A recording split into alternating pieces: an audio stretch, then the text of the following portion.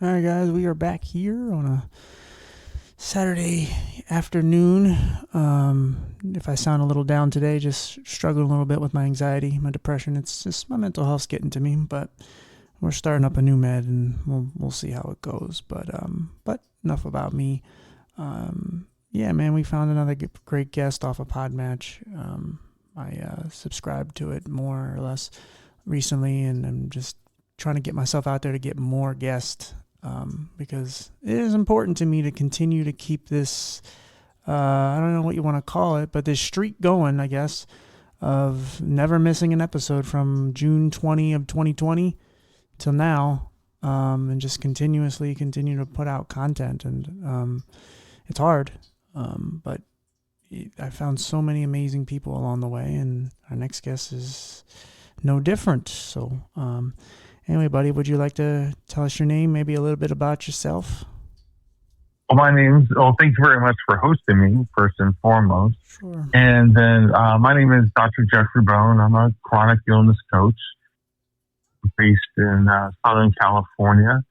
And I've worked with individuals with chronic illness, chronic pain for approximately the past 2.5 decades. I have a doctorate in clinical psychology. Nice. Nice. What made you so curious about that field, about chronic pain in general? What did you have your own experiences with it? Well, I had my own experiences with episodes of prolonged pain. I wouldn't call it chronic. Now I have chronic pain. Sure. Now I live with chronic pain.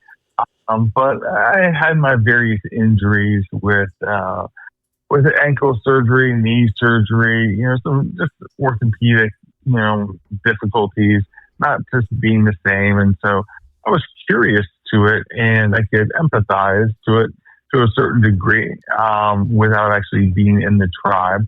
But after I graduated from graduate school, my first job after that was working within a clinic where primarily everybody was dealing with orthopedic injuries one way or another. And I found that population to be incredibly gratifying to work with because you're dealing with something that's not nice, neat, and solvable, but you're trying to improve people's quality of life wherever you can. So that's how I really found my way into working with that population, was just the first job after graduate school. And then I continued to seek out opportunities where I would work with that population.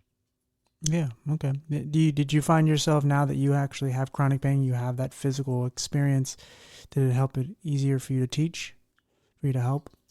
Yes, because there are a lot of people out there in the world of mental health and psychology that they want to call it just this, it's neuroplastic, it's central sensitization. It's basically your neurons just firing in your brain, and that's why you have this pain. And I think I would be more susceptible to believe that in this black and white fashion. Like, oh, yes, it's all in the brain. And not that I believe that prior to developing my own chronic pain, but when I have my own chronic pain, it makes it much easier to see that some of the stuff and some of the modalities that they talked about can be partially useful as like a coping skill. But man, they use it as black and white, as you can just flip a switch in your brain and everything's going to be all right. Yeah. And it's far more complicated than that. And I really reject the kind of black and white that you can just use your brain to just magically heal everything that's wrong in your body.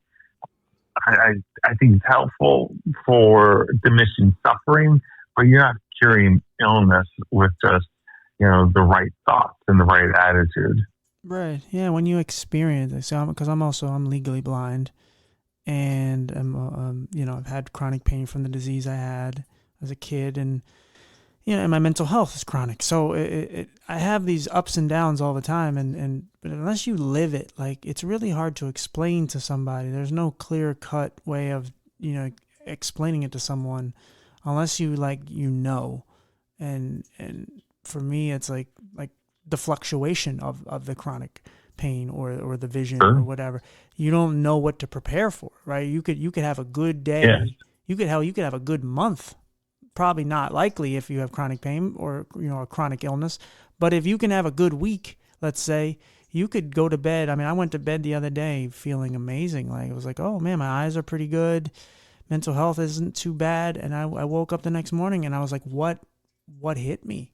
What Yes. happened? Like, did somebody What was punch the me? variable that just set that off? Yeah, no, Yeah. absolutely. Yeah. And because I always like to, we're told rest is like the best medicine, right? Well, yes. sometimes you're in the middle of your sleep, something goes haywire.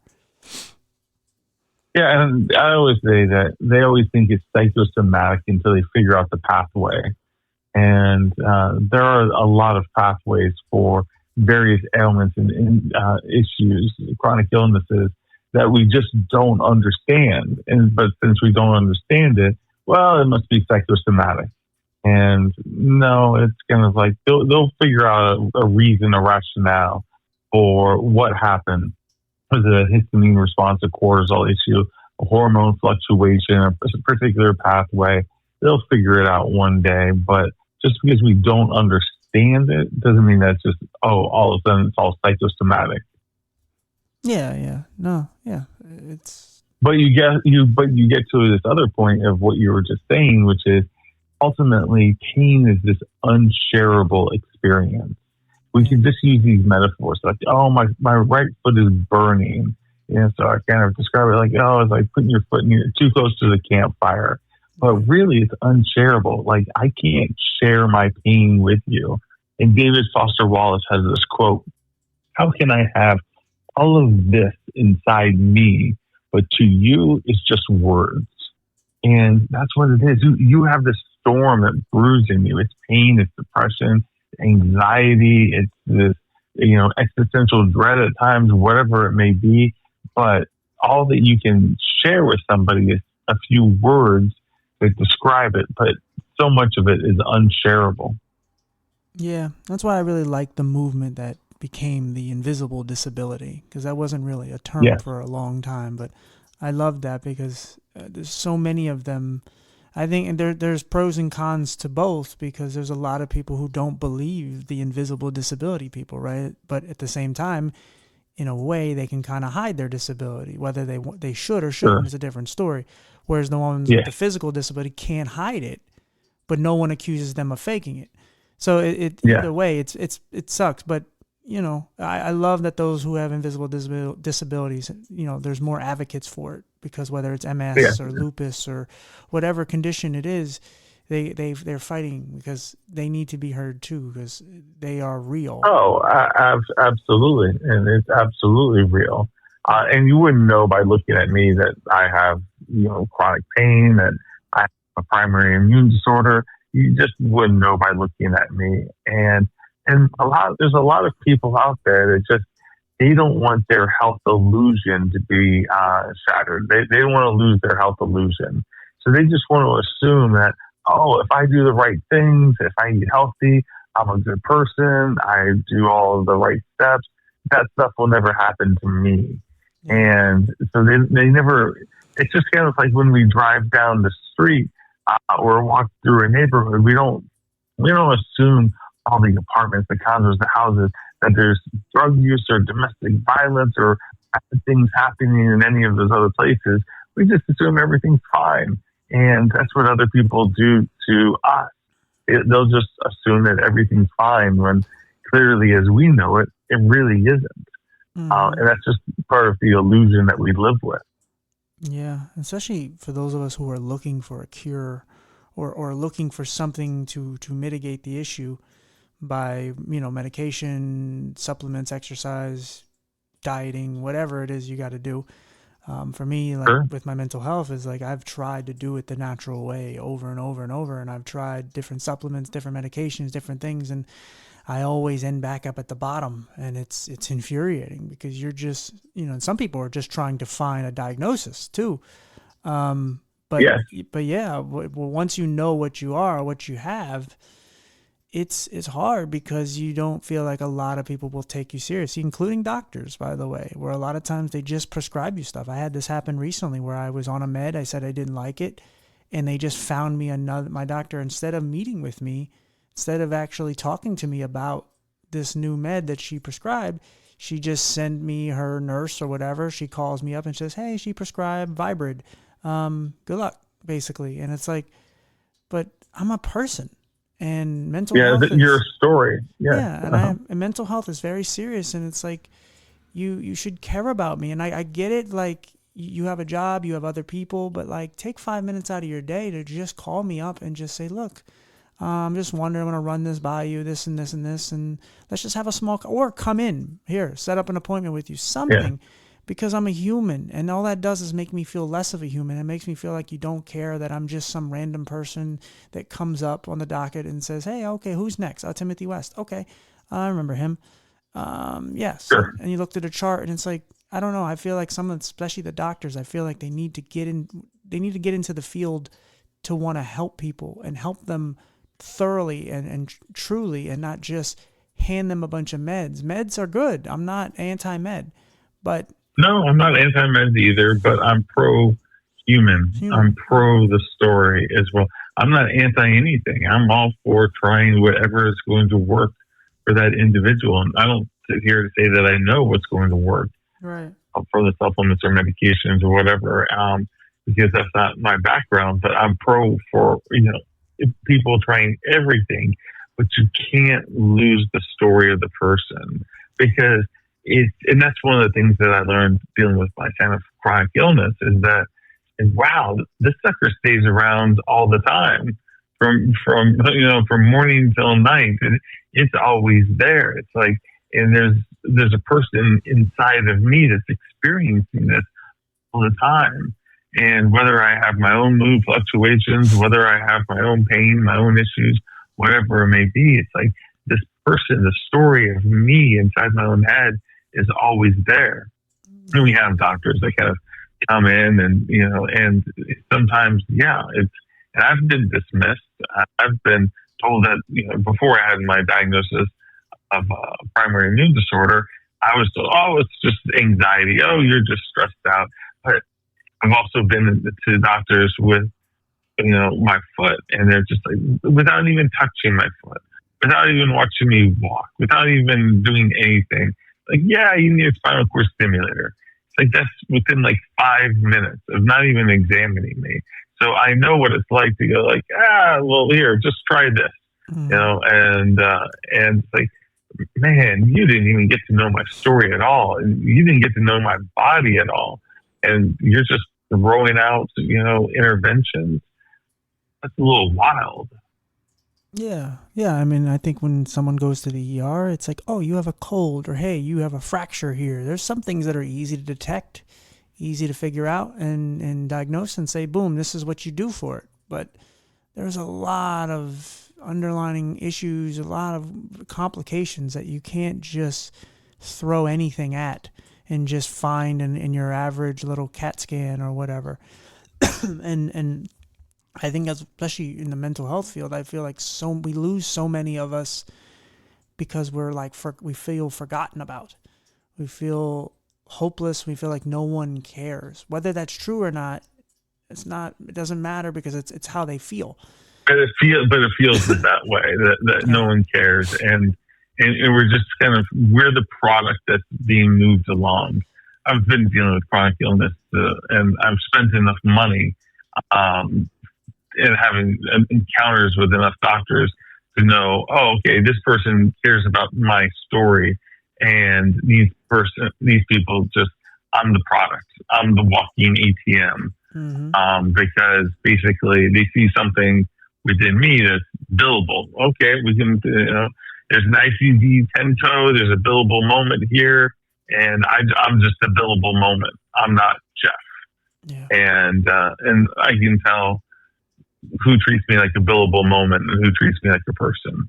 Mm. But the story matters, because it goes back to, I think it was Nietzsche who said, man can, endure any why as long as endure anything, and as long as we have a why. What is that why? What is that purpose? What is that meaning? It goes back to Viktor Frankl, who was a psychiatrist who went through the Holocaust, and he was focused on meaning and purpose. And he noticed that people would stay alive longer in the concentration camps when they had a purpose, when they had a meaning. And that matters tremendously along our journey. And there's people that make us feel as though that we're meaningful. And at the end of the day, we have to create our own meaning, our own purpose. But there are people that support that, and other people that, make us lose our sense of meaning, and we become a little bit more demoralized, a little bit more hopeless and helpless. Yeah. Fight or flight. And when you're just trying to fight for your own sanity, your own peace of mind, just fight for a purpose, fight for a voice, whatever. Because a lot of us, Sure. all we want to do is be heard.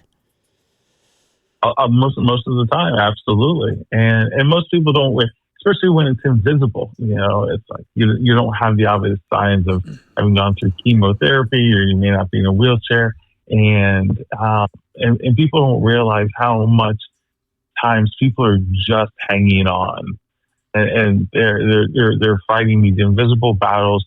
And they're just hanging on, and just the simplest things of being seen, heard, appreciated. Someone just using your name and, asking, so tell me, how are you doing? What's going on? And that they don't the magic cure in their hand, but you feel seen, you feel heard, you feel like you matter, and the story of you matters. And there's a reason for you to keep trying, because they gave you the medication, but it's like, is there a reason to keep trying? Is there a reason to kind of keep going? And, you have the podcast, which is fantastic. And I have one too. It's called To the Bone.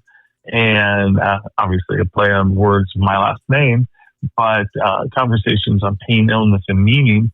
And that's kind of, it's a little bit of structure for me. All of them are solo episodes, but I guess I kind of share it with people. And sometimes I got feedback yesterday of someone telling me that they often feel alone, and it's comforting to hear my podcast. And that meant the world to me. My stuff's not monetized. I don't have that many listeners. I don't have that many downloads. No one's going to sell some AG1 greens on my podcast. It just doesn't exist. Right. But for me to have a voice, to just be somebody who kind of understands something, who's kind of in the tribe of illness, but also is kind of curious about these things, and I have my own background, and I can just put out these, 15, 20 minute, podcasts talking about this book, this philosopher, this idea, and to kind of bring some humanity to the life of illness. That's what I'm looking to do. That's, no money's being made on my podcast. That's why I try to run I try to run a tight ship. Right. Keep it audio only, and I make these MP3s on GarageBand, and I let it fly. But hopefully it hits somebody and it means something. They feel seen, they feel heard, and they feel like somebody out there in the world gets it. Yeah, well, as somebody, I can relate. Trust me, I've been doing this podcast for 5.5 years, really. Haven't made a dime off it, but I've made money in other ways because of the podcast. I've enriched myself with experiences, for one. I've met so many cool people. I've made friends, and just, I've helped a lot of people. They've helped me. Nice. And that stuff is priceless. That stuff, it just, you can't put a price on it.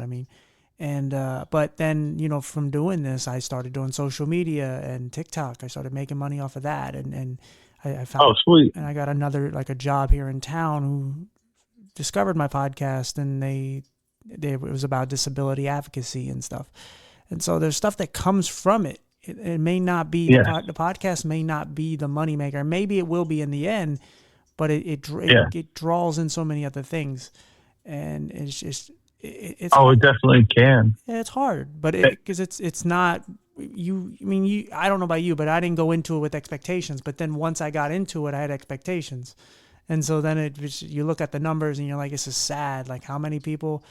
and the numbers go up and it's slow and whatever. Maybe a couple episodes gravitate, they get a little, they get a little traction, but then it's like it still goes nowhere. And whereas like TikTok or certain like Instagram and stuff, you can kind of see your numbers better and you can see who's really engaging with it and what's really going on. And so you just got to find a way to kind of match the two. I mean, that's how I gotten a lot of guests lately. It's just from TikTok, just because I meet people pop in my TikTok lives and they're just like, hey, I'm stage 4 cancer and I'm struggling and I just want to be around you because you're powerful and you're motivational. And I'm like, fuck yeah, let's go podcast. Let's do that. I want to be your friend. Absolutely. And absolutely. And it's solidarity. Yeah. I'm a huge fan of solidarity, which is coming together as a group, as a tribe. And modern society divides us, and it's really easy to kind of live separate from other people.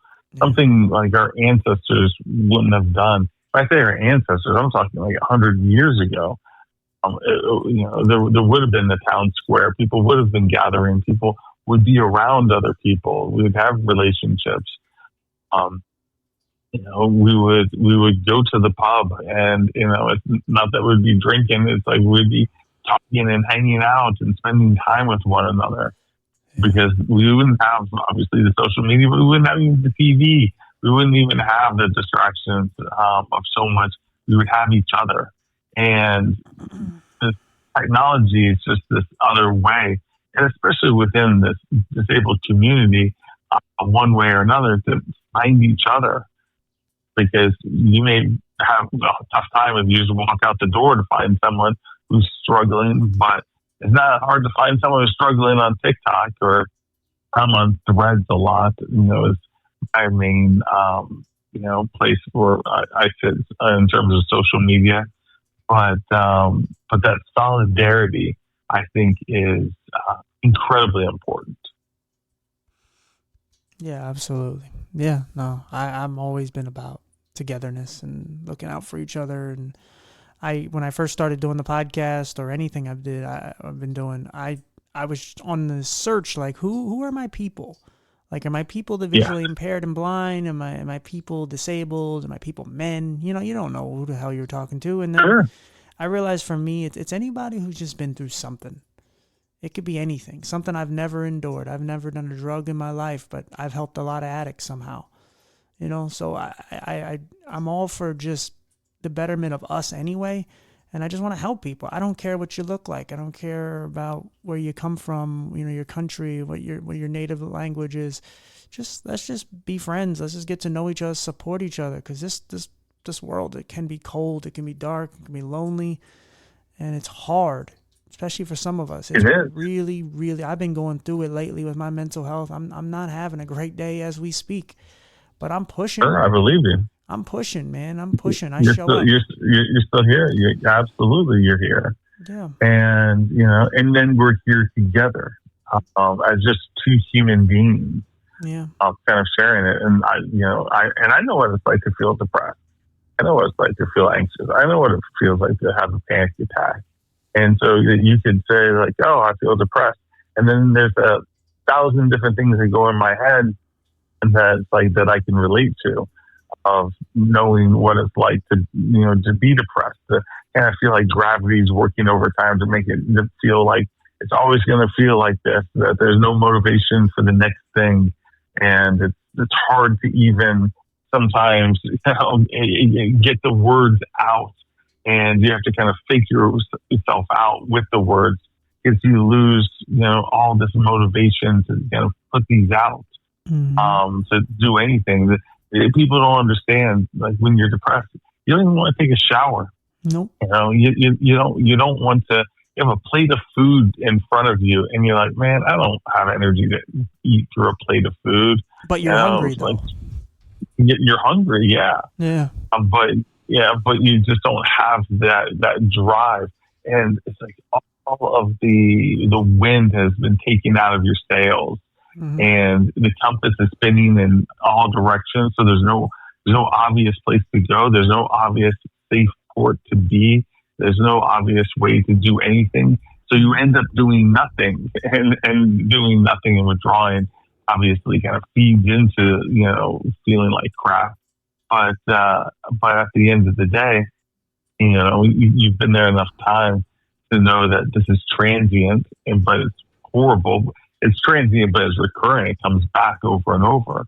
And, you're given a medication, but then it's like, okay, but this takes a few weeks for it to really get to be as effective as you would want it to be. Yep. And then you're kind of thinking, okay, this is going to make me feel a certain way, but what side effects are going to be? What's the trade-off? Is it going to be worth, staying on this medication?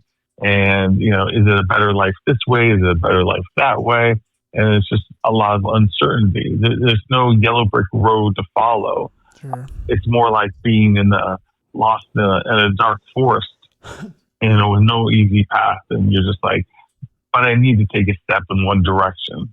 Yeah. I need to try to do something. And, today you showed up and you were having this conversation. You could easily have canceled on me. The world wouldn't have collapsed if you canceled on me. But at the same time, you're like, nah, I need to give myself opportunity.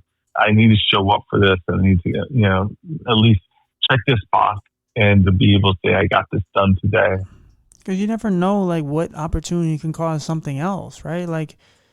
Just for instance, like, let's just say you were a woman and all of a sudden we started talking and we're like, wow, we have a lot in common. All of a sudden we fall in love, right? Like, you never know, it could technically happen, right? Like, but if I blow you off, maybe you're like, oh, well, screw him. But you don't, because you don't know the particulars of my story. Or maybe we just, for the next year or so, we keep chasing each other. We can't get anything locked in. And it's just like, I had one opportunity to get this done and it didn't work. Like, you never know by showing up what could happen. And it's like, you give yourself possibilities. Yeah. You just and what I've learned, especially because I go live a lot on TikTok, and what I've learned is the ones who love you will love and accept you regardless, even when you're at your worst. And by you showing up, you're showing up for them and you're showing up for yourself, and they see that. Sure. And it's like, someday somebody may pay you back, even if you're not asking for it. There may be someone out there who's just like, you saved my life by you talking to me that day, because I was sitting there with a gun in my lap. I had a handful of meds, and I was ready to just say I'm done. And you sat there and you talked to me like a human. And you gave me gave me humanity, and you gave me some saneness and whatnot. And it's like that's all I wanted. I just wanted somebody to treat me like a person. And they wanted potential that maybe this wasn't the right thing to do in this moment. Because when you get to the point of suicide, it feels almost like this has to.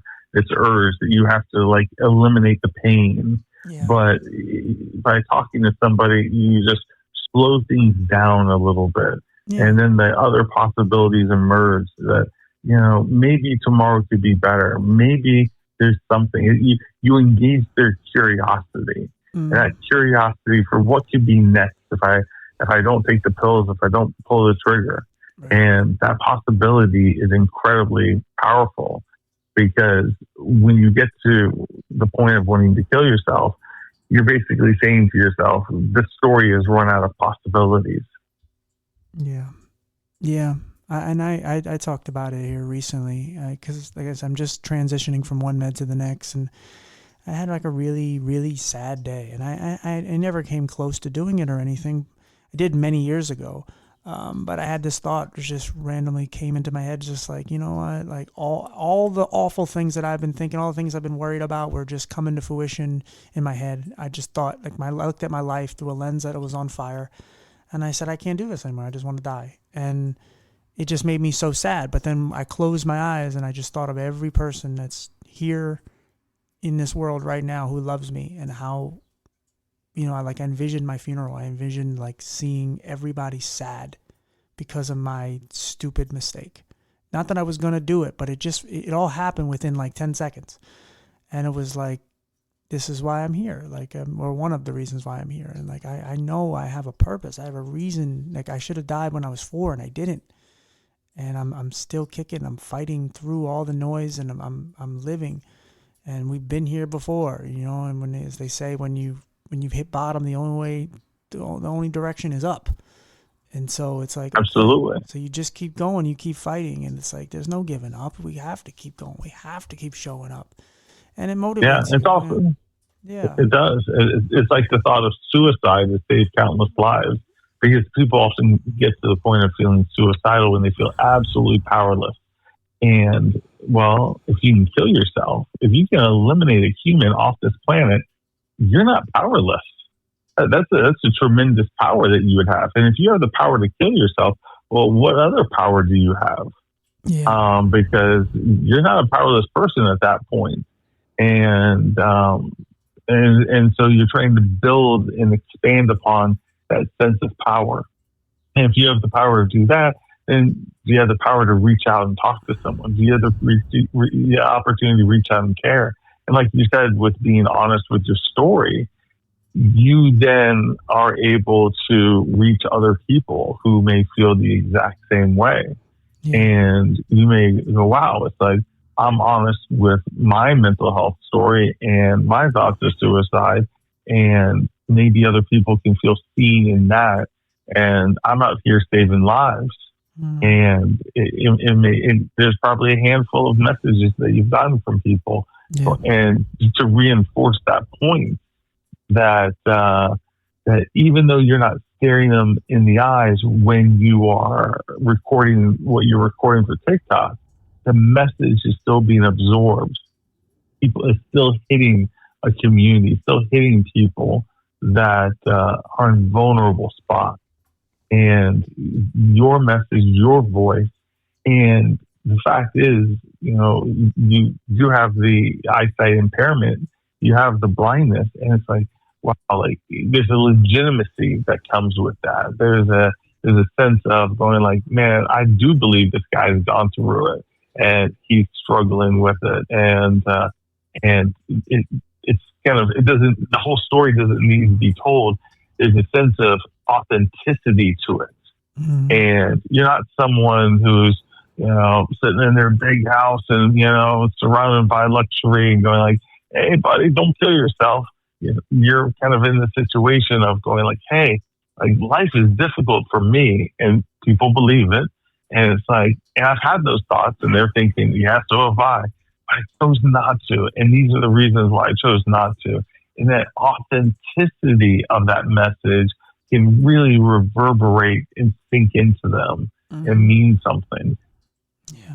Yeah, for sure. Yeah, I've met countless people who have said so many nice things and about helping them. And some days I feel like, what did I do? I didn't help. All I did was say a bunch of words and just try to put it together. I had brain fog, and I was depressed that day, and they're just like, it's okay. Like, you talked to me and you said what you felt, and it came out. And so, no, there are no perfect words. When I went to graduate school for psychology, I thought I would learn. I'm like, okay, like they have the words. I mean, it's kind of like, I thought, it was like, I've never read the books of Harry Potter, but I get the idea of it. But I thought there would be like this magic spell book, so to speak. When people are like this, you say it like this, you do this. And there's no magic words. The magic words don't exist, but intentions matter. Honesty matters. The relationship matters. And you giving any kind of words for someone who's just in the deepest part of that depression, your imperfect, broken, words that you may have a hard time spitting out. The fact is, it's kind of like, it's more like you're there and you're being honest. And that's what strikes them. Not the words. The words matter less than the intention and the honesty that you show up with. And he's like, he's going through it too, and he's still here. Maybe I can still be here too. It can be that simple. Yeah, it's amazing how a smile and a good morning or something like that can just brighten someone's day up. Where it's like, oh, hi. Because I get it a lot that it's like, wow, like you're so nice and genuine. And I'm just like, yeah, that's just, like, oh, you're such a kind person. I'm like, thanks. I try to be, that's my goal, is just to be kind. It's free. I'll tell you, yeah, absolutely. My imaginary mentor when it comes to what I do to for other people in terms of how I try to show up with other people is Mr. Rogers. Okay. Just it's just kindness. Yeah, Kindness for who? Kindness for everybody. Not people who look like me. Not people who just live in my neighborhood. It's kindness for everyone. I like to think we're all children under the same sun. Mm-hmm. We're all much more alike than we are different. And it's like, when in doubt, help somebody else out. I'm a believer of the saying, if you engage in self-help and that self-help doesn't result in helping other people, then you're doing it wrong. The answer is always, at the end of the day, to help other people. Yeah, for sure. Absolutely. I wanted to ask you, so, we've talked about chronic pain and all that, but can you just kind of tell us what conditions you have or have had throughout your life?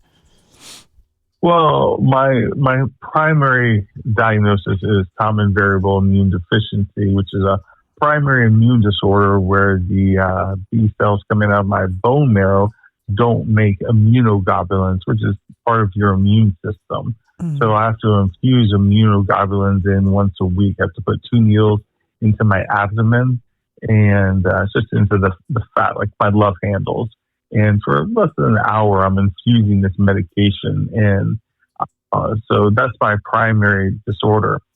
And I don't really know if the pain came from the disorder or came from, I had an office near the airport, turned over in bankruptcy a few times. And in the HVAC, I had black mold, Stachybotrys. And there was actually two types of neurotoxic mold. Not all mold is neurotoxic, but there are some neurotoxic molds.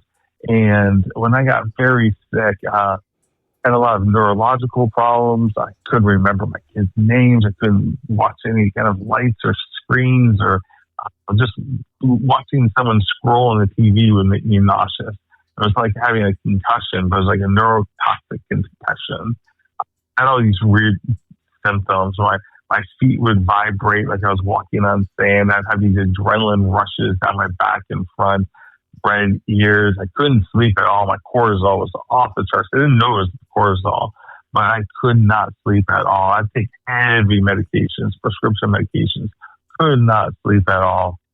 And this went on for years. And I eventually kind of figured out a person who understood mold. And it's not that I was looking for a mold person. I was looking for any kind of treatment. So I was going to all kinds of doctors, and no one was helping me.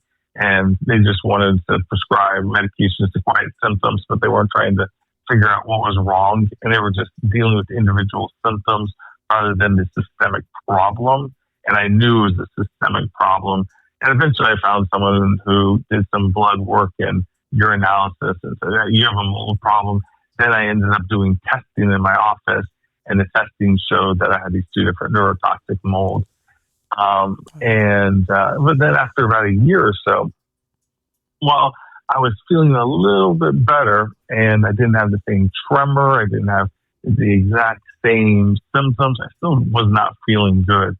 And I was about to go to the Mayo Clinic, and I thought, before I do that, let me just go through a hospital directory, and let me just go through every single department, and let me just see if anything, hits. And so I looked up one hospital and was looking through, and they had a department that said toxicology. And I'm like, I don't really know what that is, but man, I feel toxic. Let me go there. So I go there, and it was an older gentleman, and he didn't believe any of the mold stuff. And I didn't really care one way or another. I'm just looking for something to feel better here. I'm not doing so great. And he tested my immunoglobulins, which showed that they were clinically low, that there was basically the red flag came up. And then I went to an immunologist. They gave me a vaccine. And then after a month, I come back and do testing to see if I made antibodies for that vaccine. Is my immune system basically working? Well, it wasn't. And so that's how I ended up with this common variable immune deficiency diagnosis. And from all of this, I have this nerve pain in my forehead, my left forehead, and which is better than what it used to be. It used to feel like the lightning bolts kind of through my scalp. It's almost like the nerves themselves were just kind of like on fire, and that has partially subsided with different treatments, but it's still there. And the most persistent one is the burning in my right foot. They say that one of the technical terms is this intermetatarsal bursitis. So I have this bursa that's problematic in my right foot. And it just results in, now do I know whether or not that's causing the nerve pain? I don't know exactly, but it's a possibility. And when I talk to the doctors about surgery, it's like, yeah, we could take it out, but there's an old saying that there's nothing that surgery can't make worse. Yeah. And so the nerve damage is probably, this is going on 10 years here. So at this point, and I'm sitting here talking to you and I have nerve pain in my right foot. And so I do palliative things that kind of quiet it temporarily. I like that I have a little bit of influence over it. And they think anything goofy, but I have a handheld ultrasound wand, and I have some red light that I use on it. It helps some, but it's always there. It's always there. I can still walk with it. But it's one of those things where the alarm system in my body is basically going off all the time. Smoke alarm is going off all the time. Wow. And that there's something wrong when there really isn't any danger at all. And so that's my most persistent and loudest pain. But any kind of head pain is tough. Even when it's mild, sometimes it can get to be moderate. It used to be severe, but now it's down to more of a mild, moderate level. And just it's difficult because our consciousness, how we see the world, we see out through our eyes and our taste, our ears. It's all sitting in our head. And when you have pain in your head, it kind of messes a little bit with your consciousness. It becomes much more distracting. And so I would rather have, it sounds strange, I'd rather have moderate pain in my foot than mild pain in my head. Because my foot's way down there and it's further away from my sense of self. Yeah, there's only so much pain you can endure, and headaches are just the worst. Migraines in general, I get those, and especially because I have a little bit of vision in my right eye, and it's like when I get these pains like that shoot through like the back of my head, through the back of my eye socket, it just like it's hard to open your eye. It's hard to think. It's hard to function. So the head is something you don't want to play around with. But yeah, and nobody can really tell me exactly why. They can make assumptions that maybe it's like, this nerve damage, nerve impingement, nerve this, and that, and it's kind of like, but it's always interesting because healthy people don't realize this, but medicine doesn't have all the answers. Doctors don't have all the answers. They only have a set amount of tools, and a lot of them are steroids. And it's just kind of like they can throw. There's the headache medications. There's the injectables. The different classes of medication. But I was a little surprised to find and to experience the limits of medicine, which, doctors can be frustrating, doctors can be disappointing, but they're also kind of working from a limited bag as well at times. And will that change over the next few years? Possibly with technology. But I'm always amazed that, we can send something to Mars, that we can send something to circle the moon, but we can't really measure nerve pain and nerve function with the specificity that I kind of believe that we kind of should. Right. But I guess it alludes. It just speaks to the complications of what it is to have a very complicated body. Yeah, for I sure. mean, it's like But I think this the is all consciousness. it's all set you up for what you're doing now, though. I mean, that's what makes you so good at what you do. Is you bring such knowledge and valuability or valuable, valuables to what you're doing, because there's so many people that need to hear what you have to say, because you live it instead of just There's a lot of people that say I went to school for something, I have knowledge of something, but you actually live that actual traumatic experience every day. It, Yeah. it helps to have that discernment. It helps to have that. It's to be kind of realistic with it, because there's these studies. A really controversial one in the field is called the ACEs studies, which is the Adverse Childhood Event Study. And basically, what it shows is that there's a moderate correlation with things happening when you're a child to experiencing more pain as an adult. Like, okay, there's a certain element that kind of makes sense to that, because it activates the sympathetic arousal. Your brain's in a state of fight or flight, and it's afraid a lot. It's like, okay, that makes sense a little bit on a clinical population scale. But when you get down to a person sitting in front of you and they're in pain, and this is the thing that's always kind of bothered me with a lot of things within the world of psychology. Just one question. Like, how do you know that event is triggered or associated with the problems that are in front of the person, or dealing with what the person is dealing with in the moment? You don't know. There's no mechanism to tie them together. There's a correlation, but there's no causation to it. How do you know? And people, are very happy with, sometimes the treaters, the physicians or psychologists or therapists, to go, this is what it is. I found the needle in the haystack to make it all make sense. And the fact is, you're not likely to ever find a needle in the haystack to know exactly why something is the way it is. And so oftentimes those are just make-believe illusions to say, oh, I have created order out of the disorder of your life. But it's that easy. None of it's that easy. Yeah. And not everything is so solvable. Sure. Does that make sense? Yeah, for sure. No, I like that thought. And the world, when you're in graduate school, you study psychoanalysis. It's that whole Freudian going into the past. Psychologists like to talk about the past. And really all they're ending up doing, and they're acting as like mental archaeologists. Like, we're gonna dig through the past and we're gonna find this, this answer. But it's just really kind of creating this personal mythology to kind of say, oh, well, it's this way because of X, Y, and Z. But how do you know?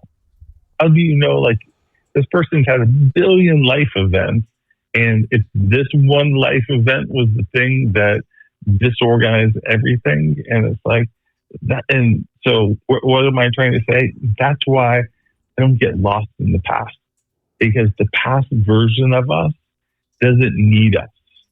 No. The future version of us needs us. Yeah. And we can only live in the present. So as I'm talking to people, I'm not trying to kind of make pretend assumptions about whatever happened in their past. Because whatever happened in their past, it brings us to this moment, whatever reason that was. And how are we dealing with this moment? How are we empowering ourselves to kind of be stronger in this moment, more resilient in this moment, so that we can serve our future self as best as we possibly can? Sometimes I think therapists get lost in the past because it's a good business model. Yeah. And I think they mean well some of the times, but it's like I'm about skills. I'm about understanding. I'm about all these different things and just serve us in the here and now, not on this, mythological journey into the past. Yeah, you're doing your part. That's all that matters. We all have a small part to play in this whole thing, this journey of life, and just impacting your community, impacting those around you, or impacting those like you. It's such a powerful thing to do. I think that's what I love about all of the people that I interview, is because there's so many of us that could be bitter and angry and can want, others to suffer like we have. But instead, we choose to take our pain or our mess and turn it into a message. Take our pain and turn it into something powerful, and try to help those, because it's like I don't want the younger version of myself to ever go through this again. And if they do, I want it to be easier. I want them to have more knowledge. I want them to be aware of what's happening to them, because I was a scared little boy who's dying, and that's awful for anybody, no matter what age. So, but it's not just the disease, right? It's not just the mold and the things that you've endured. It's all the other stuff that comes with it. And I always say the hardest part about the disability is everything else. And I don't want others to struggle to get jobs. I don't want others to struggle with their mental health like I have, or to date, or or school, or all these things. And again, it's going to happen. But if we can do our small part and lower some of the percentages, like for me, one of the big ones for me is unemployment. So many disabled people are unemployed. It's like 70%. It's like if I can die, and one of my causes that I fixed or helped change a little bit is maybe it goes down to 67%, 66%. It's like I did my job, man. If I was a small part in that, because I don't want people with disabilities to work. I want people with disabilities to be loved and be treated fairly, and so on. And it's to be able to live a life, to be able to have a story. Yeah, for sure. To be able to fall in love, to be able to have partnership. It could be romance. It could be all these different things that, the other people just take for granted. And it's like, oh no, these are more complicated. If you're in a wheelchair, like, how many times are you touched? There's like a physical touch. How many hugs do you get? How many kisses do you get? It's kind of like these are things that don't go through other people's minds. But like disability advocacy isn't about making sure that there's a ramp to the library. It's all the different things that allow anyone in any kind of difficult circumstance to have the most human experiences possible. For sure. Yeah, absolutely. Do you? And I was going to say, it's like going back. It's one of the quotes that like just sits with me every single day. Can make me almost cry, because it's kind of like because I feel it's so simple. It's so simple. It's Ram Dass. He's a Buddhist kind of philosopher of sorts, and his saying is, "We're all just walking each other home. Yeah. We're all just walking each other home." And it's like we're all born. We're all going to die, and we're all in the purpose of all of this is to help everyone else out on their journey. Yeah. And it's so simple, but when you really think, it's like, if you hear, we're just walking each other home, you can just hear it. But like, what does that mean on a day-to-day basis? Like showing up to do a podcast when you don't feel so great today, it's kind of like you're helping other people walk home. You're helping people in their arc of life. Yeah. Showing up on TikTok and doing this, you're helping people walk home. No one gets out alive. Can you make it so they had human experiences, that they felt loved, they felt appreciated, they felt heard, they felt cared for, they felt human, and it wasn't just about surviving all the time, but they could feel like they were thriving. They laughed. They just had a great moment. They felt connected. Something went well. They had some wins, and they're like, right on, let's effing go. It's kind of like you want that for people. Yep. Absolutely. Sure. Well, my friend, as we kind of like wrap up here, do you have a website or where everyone can find you? Yeah, you can find me at drbone.live. It's DRBONE.live. All my stuff is there. I have I have other books. I have these guided meditations. But I'll tell people. So I wrote this. Um, I wrote this journal. It's called The Expanded Life.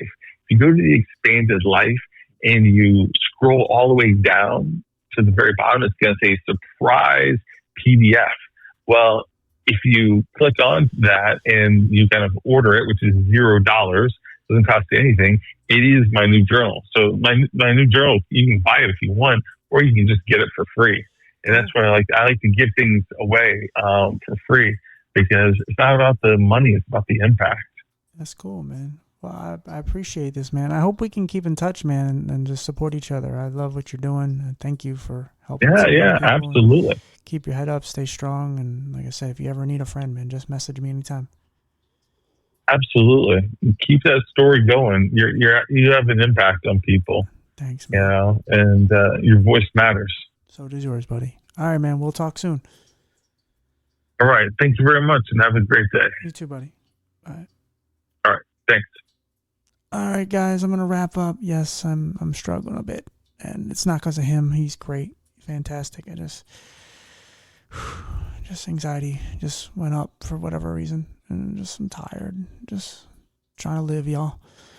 But thank you for being with me here. Thank you for listening to the episode, and I'll see you guys next week. All right, guys, take care, stay strong, stay healthy, take care of yourselves. Bye.